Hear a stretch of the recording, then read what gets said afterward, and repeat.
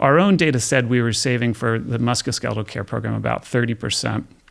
But it's just so large when you apply that to the country, right? Oh, it's 30% is like huge. Yeah. But we met recently with an insurer that we had been working with, or they were sending patients to us, and they told us that in fact we were wrong, that we were saving them 80% on their costs. For musculoskeletal care. I mean, this is like people are lighting tens of billions of dollars on fire all around the country. Exactly. We're literally taking these tax dollars and we're like piles of $100 bills just lighting on fire every day, constantly. Yeah. CEO and co-founder. Dell is the founding partner of Ph.D. Palantir co-founder, Dell.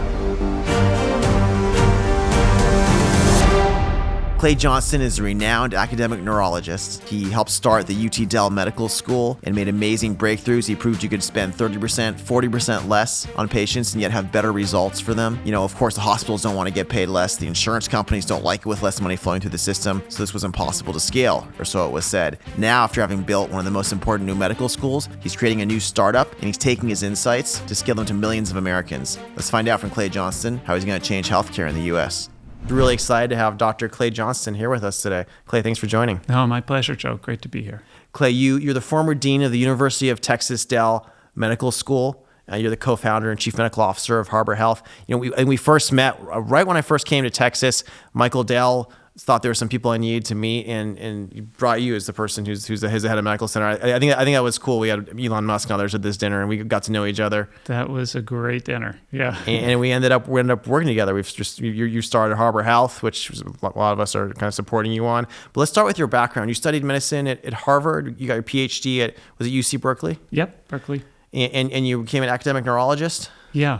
What attracted you to that? Well, neurology, because just the fascination of being able to study the brain, and also just we know so little about it, and these are people in real need. So that part was really interesting to me, and then the epidemiology is what I trained for at Berkeley, and there the interest was in data. You know, how you use data to really understand illness better and move the field forward.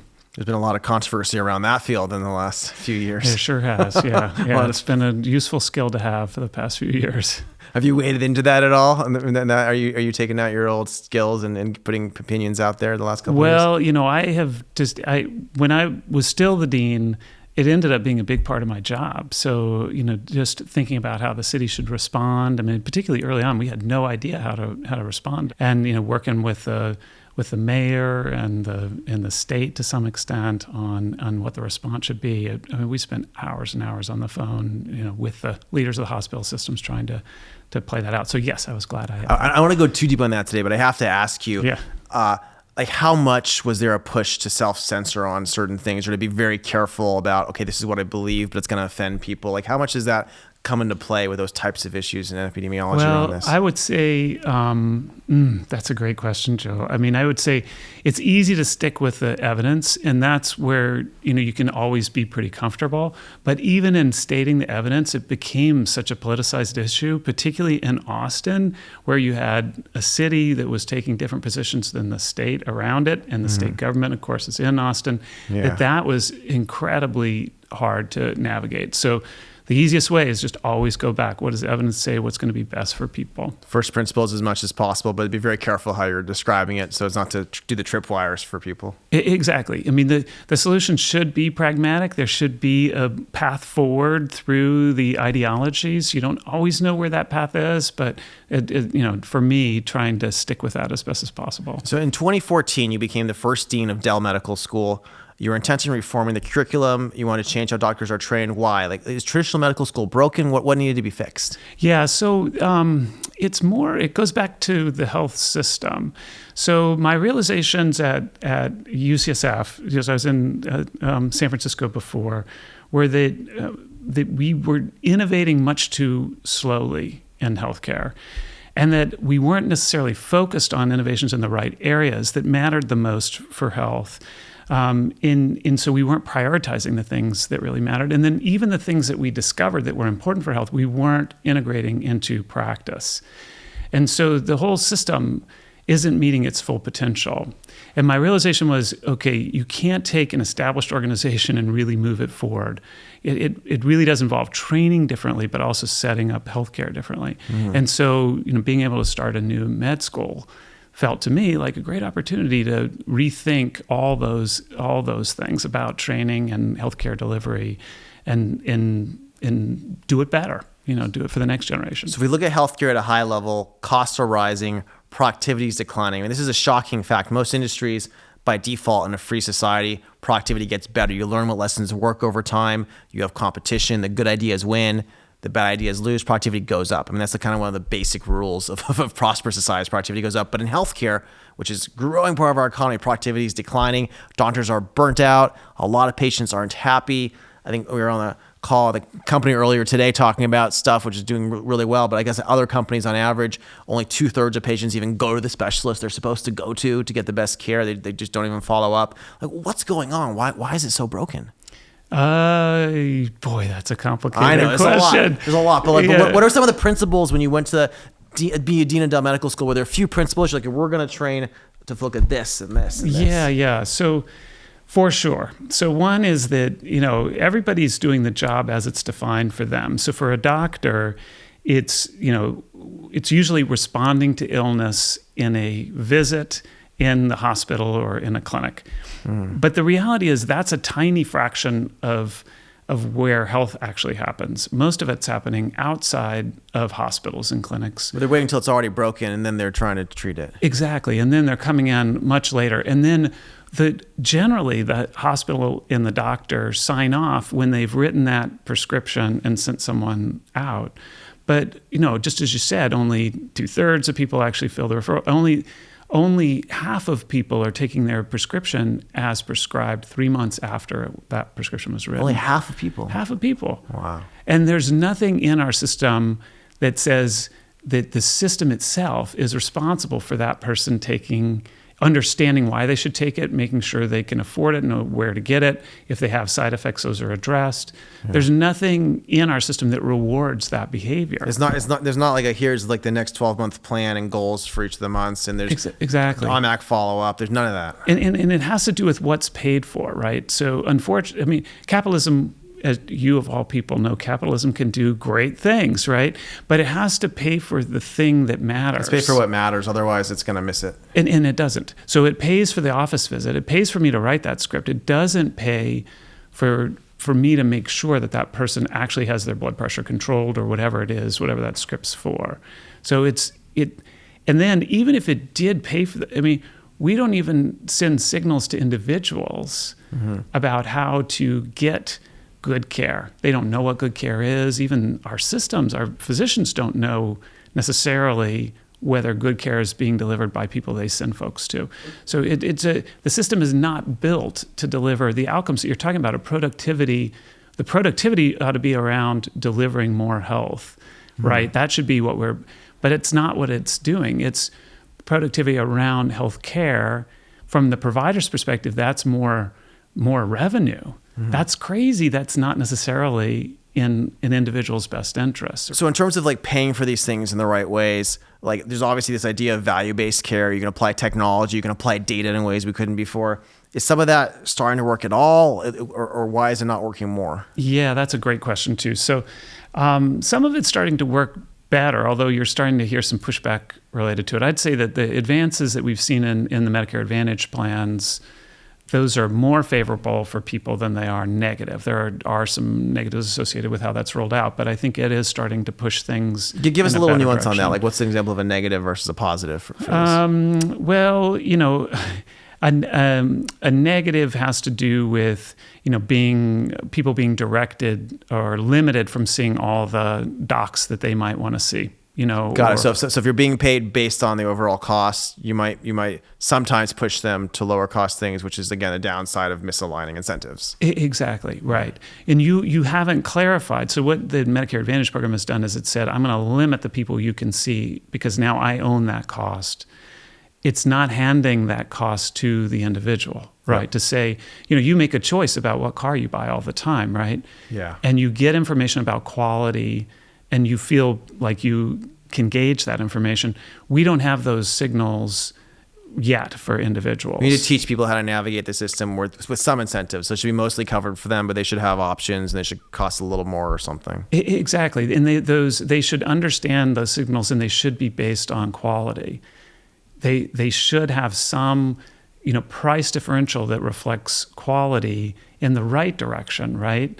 It's the opposite today. So you pay more for bad quality today. Is this a little bit like, when I think of wealth management, finance has always been very intuitive to me. So I always realized you can't just trust a wealth manager and just do exactly what they say. You want a guide, but you also have to be part of the decision. You got to be thinking about it, what's right for yourself. Is that similar where should someone be your guide in the system, but then you're learning and making your own decisions as well? Is that how it should work? Absolutely. That's how it should work. So, and I would say some of the same things in the financial management arena that have caused problems exist in the healthcare arena. So you want to know that your fund manager, what kickbacks they're getting for recommending this versus that, yes, right? Investment. Yes. So you need to know that for your physicians as well. Or we need as a system to take those incentives away from the physician. Exactly. When Goldman Sachs says you should invest in this fund, but they're also getting paid a lot of money when you do invest in that fund, you should watch Goldman Sachs more carefully. Exactly. When that physician who owns their MRI scan says you need an MR, then there's an incentive there that you may or may not be aware of. And your MRI there may cost twice as much as the other MRI machine also. Often does. So that's an example of a disconnect. And so there's no way you want to be able to trust that physician, but their incentives are wrong and you don't know that. So we want to match the individual's incentives with the provider's incentives, make it be the best solution possible. And also that be recognized that the global coverage for that person also has incentives to do the right thing, but not to waste resources within that. So those things all need to be handled today. And back to Medicare Advantage, it's shifting that a little, but it's not shifting it so that you necessarily see appropriate financial signals to make the right decisions for your care. It's not as bold and transparent as it could be. We need more innovation. We need more iteration on what works there. Exactly. And we do, across the board, we need to see more innovation in that space. One of the ways we were talking about earlier, so when I look at a sector of the economy, again, the fact that productivity is going down blows my mind. It's very frustrating to me as someone who wants our civilization to go the right direction. I want everyone to be able to afford healthcare. We have hundreds of billions, we have trillions of healthcare debt effectively. Yeah. And we're only going to be able to afford this if productivity goes up. And one of the things I look at is I talk to different doctors and I see a lot of their time's not used that efficiently. I think it's terrible. We were talking about earlier, I think you said there's maybe a per capita, just far, far fewer neurosurgeons or neurologists in general. Neurologists in general in the UK versus here. But the quality is still pretty similar. What are they doing to augment these neurologists, these doctors? I imagine my friend's an allergist as a way by way of example. Couldn't there be a lot more nurses, a lot more frontline workers, and he's only working on the hard cases and he's 10 times more efficient if he's augmented correctly, so it's much cheaper.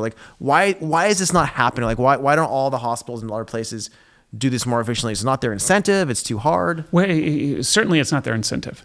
So, but it's even worse than what you've described. If you just compare countries, and so when you talk about productivity, what do you mean first of all for the output? Is it health? Is it visits? Is it total because health is what we care about, not expenditures? just getting people through, obviously. Right, Yeah. and it's also, is it a percentage of GDP that's spent on healthcare? Which is another interesting way to look at it. We are a very wealthy country, so one could expect that we would pay more, although what we pay is substantially more as a percentage of GDP. I mean, as someone countries. who's quite successful, I'd be happy to pay a lot more for my family to get better results, and I feel like I if probably you know the results are there. Yeah, exactly. But if you're paying more for something mediocre or the same, that's frustrating. Exactly. So first of all, if you just look at countries that do better in terms of productivity, health per dollar spent, it's every other country almost in the world. So just to put that in perspective. And most of that, a lot of that has to do with where they spend. So they do a better job of spending to keep people healthy before people need to go to see the doctor. And they augment those. Like even Cuba has better health outcomes than we do. With more preventative care. And it's through, yes, prevention, and just as you said, moving some of those functions to less well-trained folks who can handle them just fine in a community. So focus on those upstream factors, not on the healthcare itself. And then, of course, our healthcare system, not only do we focus there, we focus really a lot on the kind of end of life and Hail Mary kind of things. Very expensive. That are very expensive and don't have an impact. But then the other key thing is what we were talking about before in terms of what the incentives are. So if you ask a provider organization, right now, most of them are suffering because of attrition of practitioners. So they're negative right now. But in general, they're doing well. They say that we are productive. The hospital systems, HCA, all these others, not this year, but over the last decade, they've got nice margins and they're increasing and the revenues are increasing. They're not, so from their perspective, they are producing. And to push back for them, people don't go to Cuba, obviously, for the best care. So even if the numbers are looking good, the very best care we're still ahead on. For specific things, rare things, all of that, yes. For you just being healthier and living a long life, got it. You're better off in Cuba. So as an average person. As an average person. That's right. Oh, and that's a really good point, Joe. Because Peter Thiel lives back there. Like a lot of us know people who are helping us, as friends in different ways. Yeah, exactly. And there's definitely access issues there and equity issues there that exist and are really powerful in the U.S. compared to It's access, Cuba. It's equity. Is it cultural as well, where certain people just don't take the time to try to figure out and make these decisions? Absolutely. And also it's the community's engagement and health of themselves and others. All of those things are really important. I mean, obesity rates here in the U.S. are really sky high, much higher than in most other countries. So, another contributor. But then if you just are the way you're, healthcare system and how's the healthcare system doing and why is it so not productive? It is by measures of generating margin, but those aren't the measures that in what you usually invest in. A greater margin means a more successful product or company. You've made it more efficient. You've made it easier to scale those things. But that's not the case for healthcare because we're paying for more stuff done to people on prices that aren't necessarily rational compared to the impact of that, as opposed to paying for more health. If we were, then capitalism could actually be more effective. That's a great point. Like if we actually, like if you're manufacturing and selling widgets, you could manufacture more widgets, pay for more of them, and we're delivering more widgets than the other country. But in this case, the things we're delivering more of aren't necessarily helping health more. That's exactly right. And it's very difficult for people to even figure that out. The story that you're told is, look, we've got access to all these new cancer therapies.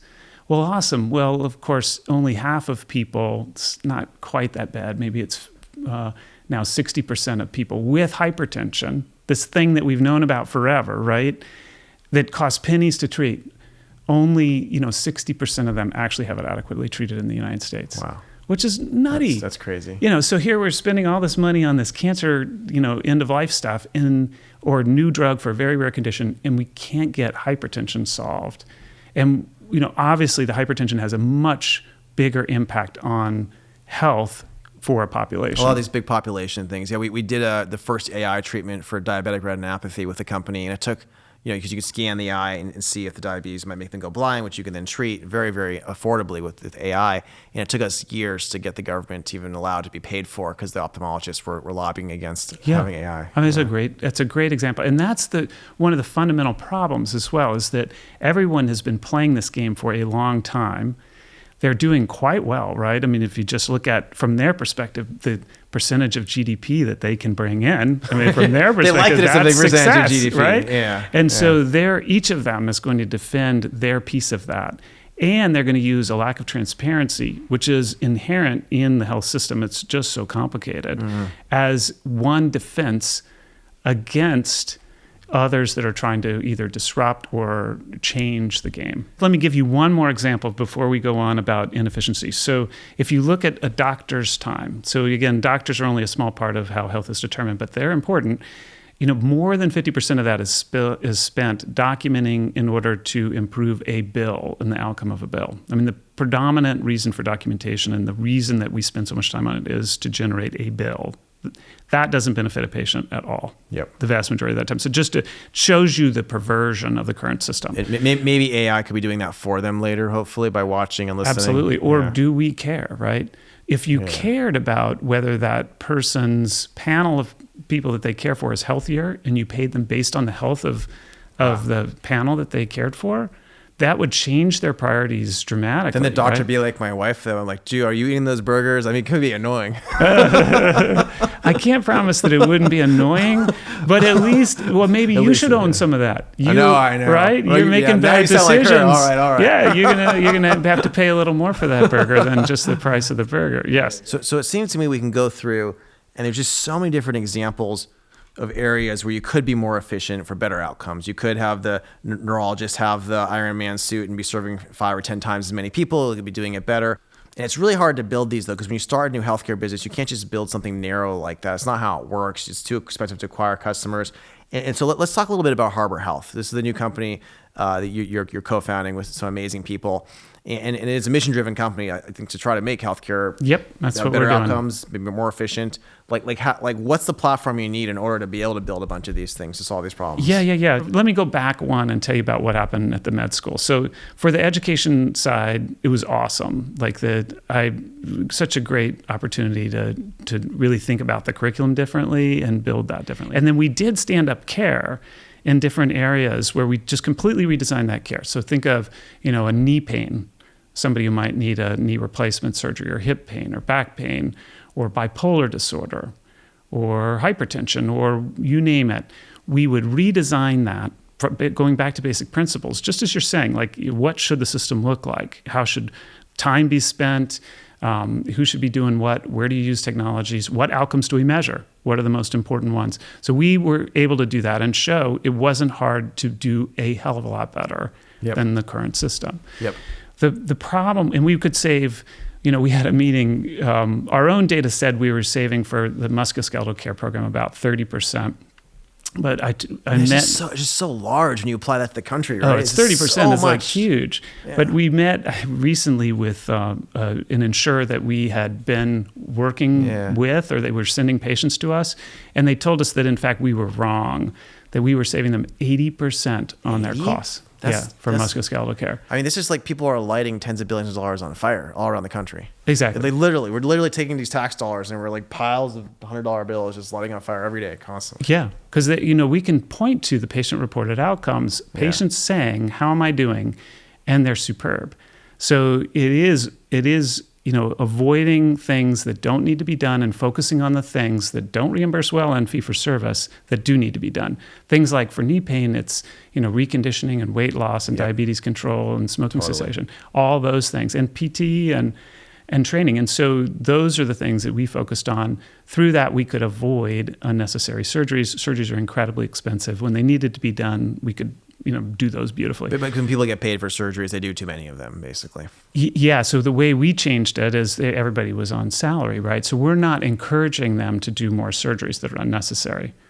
The problem with that, though, of course, is we did not get those revenues into the med school. So right? It's not as good for the medical school's budget. Exactly. And so we knew that this was going to be a challenge, but we thought, okay, we build these great products, people will find them and come, right? And so what we did is we went to the insurers, and the insurers said, it's too complicated. we're not gonna mess with this. Well, they actually don't have the right incentives either, right? Because you think this is the thing that I didn't understand until like a few years ago is that you think they're payers since they want to pay less, but actually we've capped the amount of profits they can make at it's called MLR, where they have to have 80% or higher medical loss ratio. So they have to spend 80% of the dollars they're getting anyway. So so basically their margins are set at 20%. So if the overall spend goes down, ultimately they're losing money as payers. Which can be true. I know, it's totally crazy. And then for the commercial, they're not. There's MLR can be wherever it is, but they're basically, for most, the employers are paying those bills, and they're just taking a fee as a portion of the total amount spent. So very similar to that. So could self-insured employers though do this better? Would that work better? So then that's what happened. So we would go to self-insured employers and we would say, we're saving all this money. Yeah, look, come send your people to us. And so they did that. Unfortunately, and we had some success in doing that. Unfortunately, though, they couldn't do two things. First of all, they push us back on the insurer because insurer is still there processing the claims. And in one case, the insurer did it for them. In the other case, the insurer said it still takes too long. We'll get to it. And they never got to it. Because they didn't have the incentive to do it for They didn't them. have any incentive to do it other than the risk of losing that client. And they decided the risk was small These guys are enough like that they didn't want to cartels, lose. basically, They're in some huge. sense. Yeah, And they're using a different sort of monopolistic type behaviors, market consolidation issues in order to establish market dominance, not quality of. Well, and that market dominance then lets them block things that are like this. They're going to cut the costs. Exactly. Because they're not interested in that. Market dominance also exists in all the provider organizations as well, right? So that was the other issue is we didn't get steerage. We didn't get people coming to it. The individuals don't have an incentive they don't know about quality and they don't have an incentive to save 80% money. of the money. Because they're already over their whatever deductible and someone else paying for it. Somebody else is paying for it. So they're not seeing it. And there's nothing, even if you think about our marketplace, it doesn't give you signals or ways to find that out, that this is better, cheaper. There's no marketplace for that. So how does Harbor work? What do we build here to fix it? So we're trying to, so my realization was I had set the med school on this trajectory and there's no way it could succeed because we were too far ahead of economics. And people had warned me and I knew this was a risk, but it became pretty clear. I admire that, though. You did the right thing, even though it wasn't the economic thing at the time, to show, look, we can cut 80% of the costs, but then you weren't able to make it work economically. That's right. And we, the med school continues to provide that great care in all these different areas and has ways to offset what would normally be profits in those areas, but it's not sustainable and it'll never scale. The purpose wasn't to do it at the med school. It's to prove that it could work. Exactly, to get everybody doing it. And it's great that UT has its own budget. Michael Dell is a supporter, so you're able to get people to support to prove it works. That's right. And write wonderful papers, and then the government supports it. And teach people. But now we have to actually go scale it in the real world at bigger scale. If it doesn't scale, then it hasn't had the kind of impact that it needs to have. So how do we scale it? So that's Harbor. Yeah. So the notion of Harbor is every one of those incumbents, just as we said, has an interest in keeping the system exactly the way it is. So in order to really do this, we have to build the system. I mean, it sounds crazy and it is capital intensive, but there are things that we're doing to make it a little more feasible. But you have to build the insurance and the benefit design. And then you have to build the primary care and navigation and population health tools that fit within that model so that you're really rethinking how primary care works. So for our listeners, not all of them are from healthcare. Primary care is the first line of care where the doctor's meeting with them, doing their basic annual checkup. Annual checkup, first call if you've got flu symptoms. Some kind of symptom you call, and then they direct you somewhere. That's right.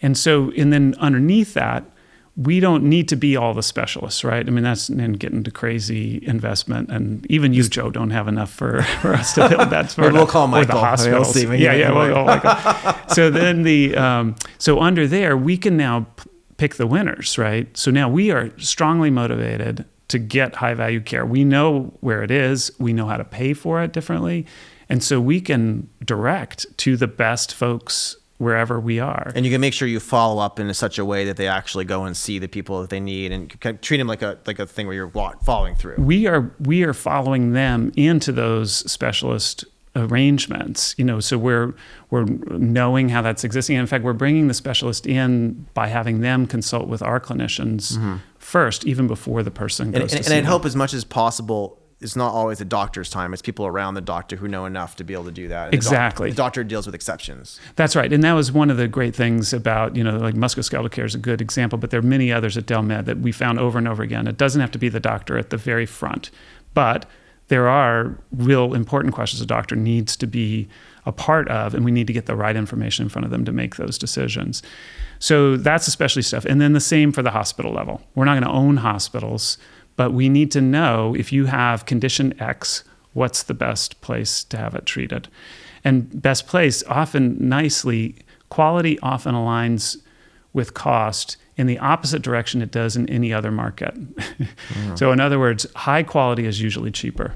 Not always, but almost always. It's just because it's more efficient usually. Yeah. So you think about, this isn't always true because academic medical centers often have some extras associated with them. MD Market Anderson's expensive because they have research they have to pay for. Exactly. In training's expensive, things like that. So it's not perfect, but just as an example for a single bill, if joint replacement surgery, if you go to somebody who has more complications, complications are expensive. Lengths of stay are longer, and they're doing things that are low quality. So there's when you start to get down to individual providers, then you start to see differences that relate to quality and cost that aren't, some of them are sort of self-serving things. We'll do more labs because we get a margin on those, but some of them do relate to skills, and some just relate culturally, what they feel like the appropriate thing is to do. And when you got started at Harbor, there was one insurance company that was interested in what you're doing at Dell Medical, right? Which was, I think, Tony Miller and Bind Insurance, and you guys are now partners now in this. Yeah. So Tony is a co-founder for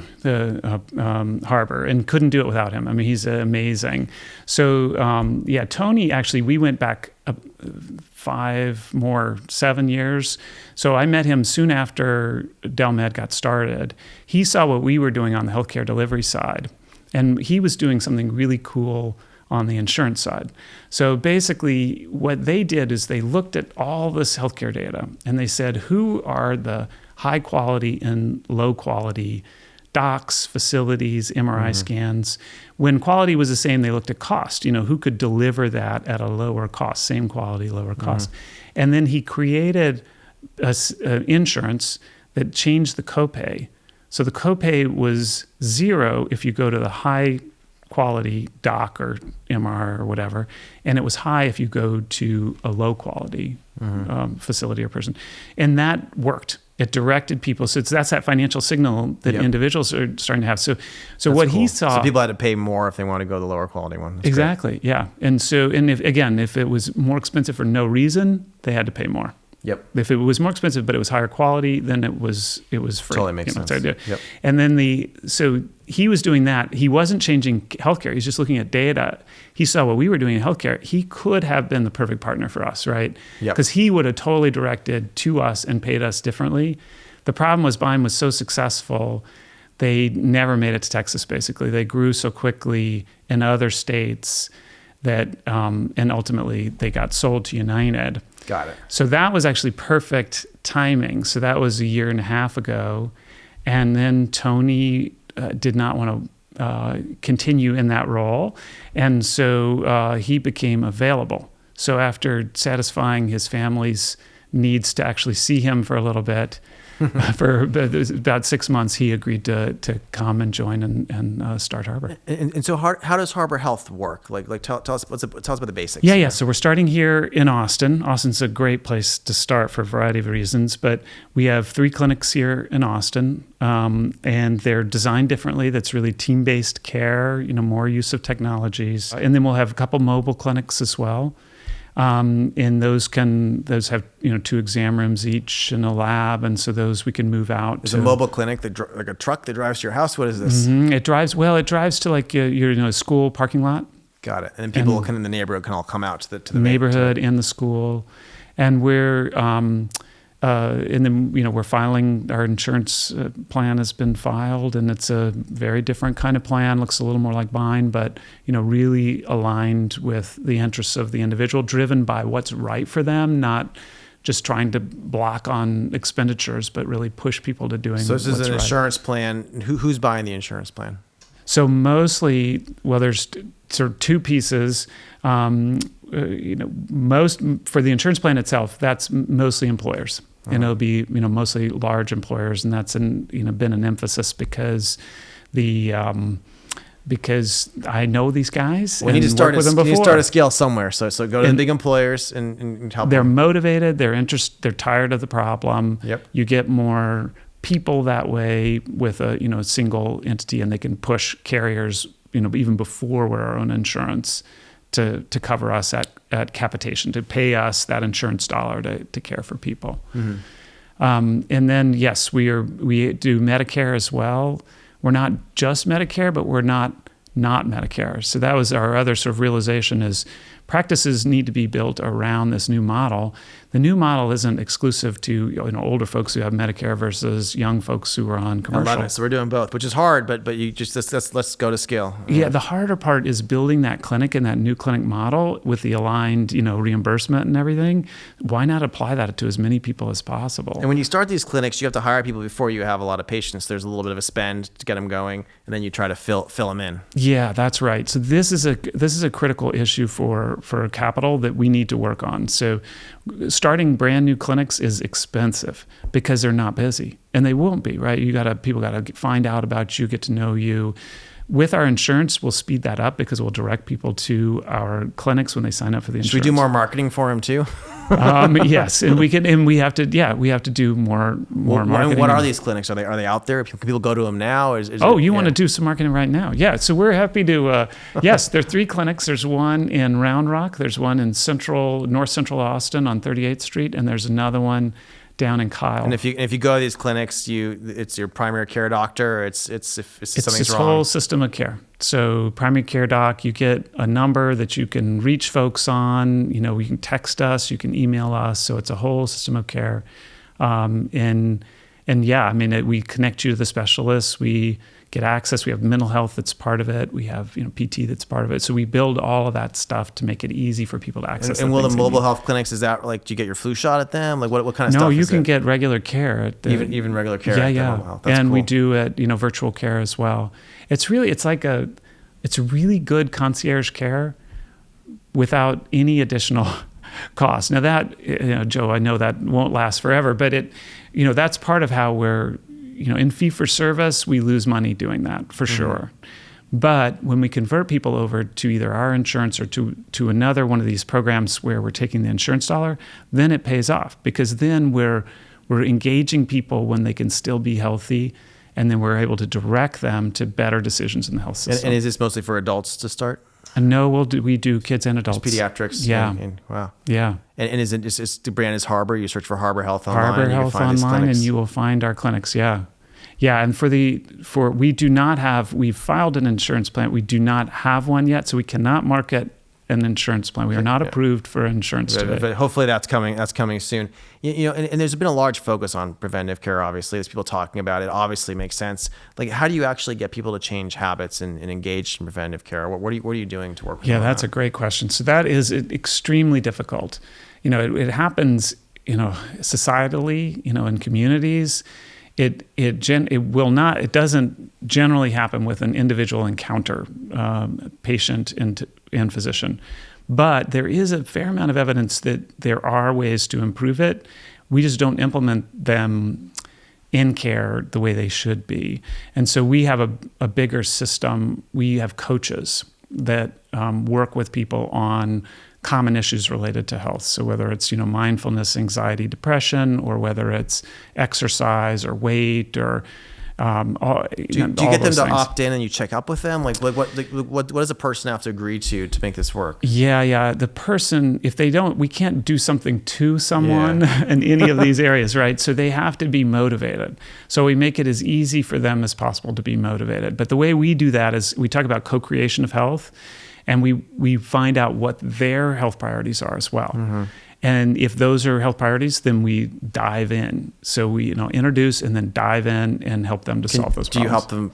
Would you help them find someone to run with them? What are the things that actually work for this kind of stuff? Those are great questions. So I would say it's just hard to answer in one sentence. So, Fitbits work for people who buy them, but not for people who are given them, who need them. Yeah. Right. That makes sense. So the science is actually really interesting and complex. I tried that Oura ring, which my wife got for me, and it kept telling me to basically, when I drank or smoked a cigar, that my sleep was worse. But she was already telling me that. So I think this ring was working enough for me. I have one too. And it is interesting. It has impacted people's alcohol consumption because they discover that connection with sleep. Yeah. But not, here you bought one of those and you wore it, right? So we bought it together. Right? Yeah. She made you. So that's a good example of the community impact, right? Yeah. Getting changing the culture around it, right? Yeah. So so it's not so easy. But the reality is there there are lots of innovations out there. It's just that they're not underwritten because people don't care, right? It's not that individuals don't care. It's that our system doesn't promote them. Can you change the incentives somehow where based on like certain health targets, they could save This is really money, tricky. or what could you so do? there've been, this has been tried in the past, and I think it's a really, really interesting area. And I think it needs more work. I think people do need to take more responsibility for the health and the decisions that they're making, not just in terms of the cost, but also in terms of the implications of that for their health downstream. It's a really interesting question, right? Because I tend to become I'm very pro-liberty, very bottom up.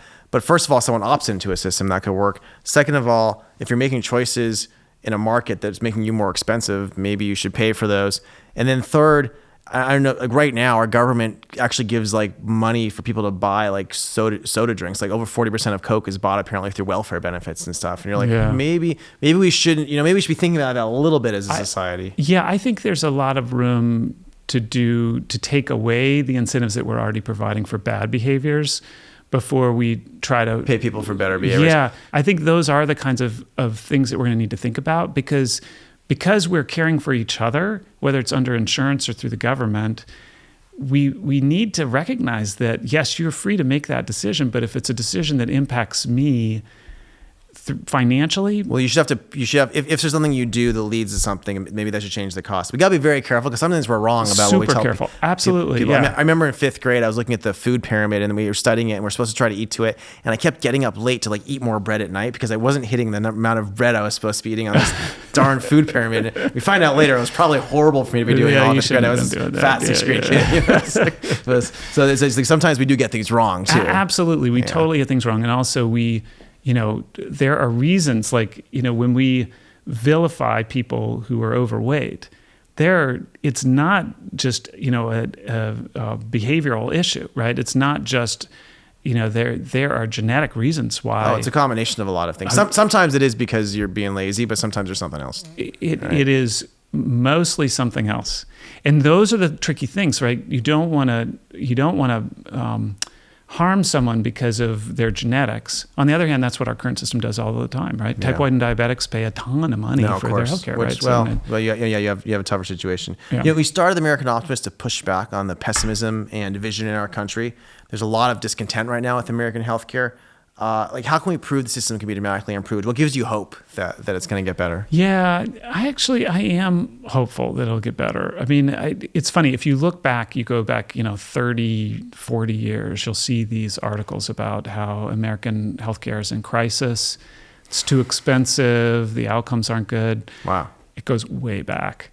But it's like more than doubled since then. And it's more than doubled since then. But the government actually, regardless red or blue, the administration is moving forward with pushing healthcare value. It's more incremental and slower than I wish it were, but it's definitely doing that, starting to get capitalism to work the way it should in healthcare. Yep. And we have some more transparency regulations and that kind of thing that are also helping. I do think, I wouldn't have left academia if I didn't think that this had to be solved in the private sector. We have to build it for scale and prove it can work for scale in the real world. Exactly. And so we have to change the finances that drive it. And so for me, that's the greatest opportunity, but I also am optimistic about it because I'm seeing there are some really cool companies that are coming out and doing things that potentially could go to scale. And us being one of those, of course. Well, you've proven you could cut costs 80% with better results in certain areas. There must be a lot of these. This is the tune. This is trillions of dollars for our country. And are you seeing others starting to prove this and starting to scale? What have you seen that makes you most optimistic? Yeah, that's a great question. So I don't want to pick winners, but I would say the pieces are coming together really interestingly. And even pieces outside of healthcare that I think are going to have dramatic impacts on the way we do things. Even like what Palantir's doing in healthcare is awesome. And several different companies are using Palantir, and it's dramatically accelerating their ability to use data to look at these sort of population level signals and make changes. And that wouldn't have been possible. But then when you look at something like Chat GPT, and you realize, that empowered by what's actually going on in a health record, understanding, populations and how they act and what would be possible. Totally agree. I think because I always talked about how we have a doctor, a nurse, a frontline worker, and then like a website or AI system. But if that website or AI system is ChatGPT and can figure things out, like work with people, get to certain answers, and then have the people coordinate and check, you can be so much more efficient. Well, it's and effective. even more. I see it could do that, directly working, chatting with people. But I'm thinking about how it works with every single player in the health system. Interesting. So how could it create the signals that are most important for a doctor to see about their panel of patients?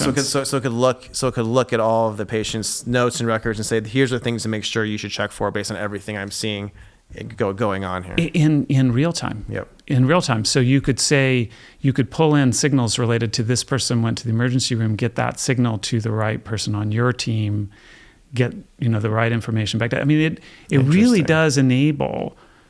And here's the way to have a conversation with them that's most likely to be successful, to get them to take certain actions maybe too. Right. Yeah. So there's the chats piece of it and all that, but it's more just just what like to this do. Just power, what to do. Yeah, this Got it. power of AI to change the way we think about what the job is of the health system, which should be about delivering health. Well, that's a good note to end it on. I appreciate it. Thanks for joining us, Clay. You bet. My pleasure.